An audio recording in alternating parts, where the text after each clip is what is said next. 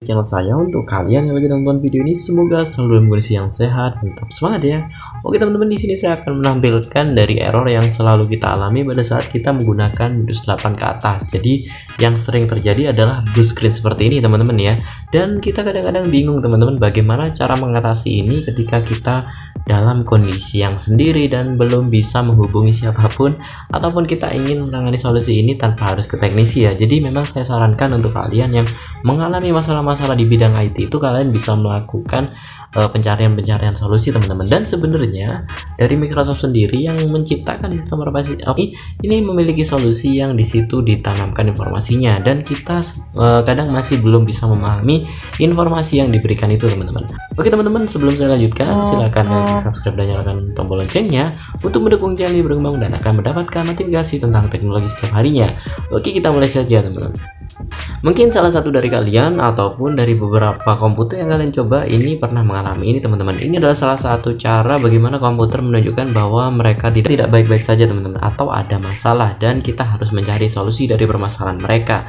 Jadi teman-teman, di sini banyak orang yang melakukan perbaikan laptop pada saya dan ternyata masalahnya adalah blue screen. Kalau misalkan kita lihat teman-teman, blue screen ini sebenarnya kalau kita lihat mereka sudah memberikan sebuah alternatif solusi dengan memberikan kode ya. Jadi misalkan seperti ini. Jadi kalau misalkan kita lihat seperti ini, teman-teman bisa melihat di situ ada kode always log on the bright side of life. Itu adalah salah satu kode yang teman-teman bisa lakukan browsing dan teman-teman akan menemukan solusi yang diberikan oleh Microsoft atau dari beberapa orang yang memahami pemrograman dari sistem operasi dan bahasa assembly. Setelah itu juga banyak teman-teman contoh kode, misalkan kode KD sekian dan juga salah satunya adalah barcode. Di sini saya akan mencoba berikan contoh teman-teman, apakah barcode benar-benar akan bisa memberikan kita solusi ya. Jadi di sini ada salah satu pesan yang saya berikan dan saya forward ke HP saya yang ini teman-teman. Jadi misalkan adalah nih. Nah, di salah satu pesan yang ada adalah dia mengalami error dan sebenarnya di situ ada salah satu alternatif yang diberikan ya. Kita zoom ya. Di sini ada step code-nya watchdog violation. Nah, ini sebenarnya teman-teman Microsoft akan memberikan solusi dengan memberikan informasi dan kalian bisa akses melalui barcode. Jadi kenapa kok barcode ya? Karena memang kita bisa mengakses dan bisa mencari solusi di komputer lain teman-teman. Jadi tidak mungkin kita gunakan komputer atau laptop ini untuk melakukan perbaikan secara langsung. Di sini saya akan melakukan scan barcode. Sebenarnya apa ya isinya ya? Kita lakukan scan melalui Google Lens. Oke. Nah, di sini kita diarahkan ke windows.com stopcode ya.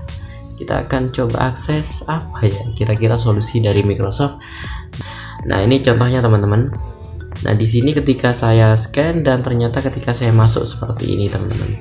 Nah, di sini kalian bisa melihat apa error yang terjadi di komputer kalian. Di sini apakah errornya itu ketika update atau ketika kalian menggunakan perangkat tersebut. Misalkan while using my device, setelah itu error while using my device.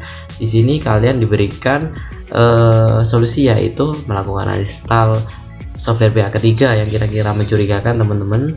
Lalu kalian bisa melakukan masuk ke safe mode jika kalian perlu ya, dan kalian bisa masuk ke Windows recovery environment. Jadi kenapa kok masuk safe mode? Karena ini untuk bisa menghindari error yang berulang teman-teman. Jadi kalian bisa ikuti langkah 1 sampai dengan langkah ke-7 teman-teman. Nah, ini teman-teman misalkan dari bahasa yang digunakan memang bahasa Inggris ya. Dan ketika kalian mengakses di komputer kalian bisa menggunakan bahasa yang lebih mudah kalian mengerti. Nah, misalkan di sini ada panduan-panduan yang menurut saya sudah lengkap teman-teman. Kita pilih startup setting dan seterusnya. Ini adalah salah satu informasi yang diberikan oleh Microsoft teman-teman.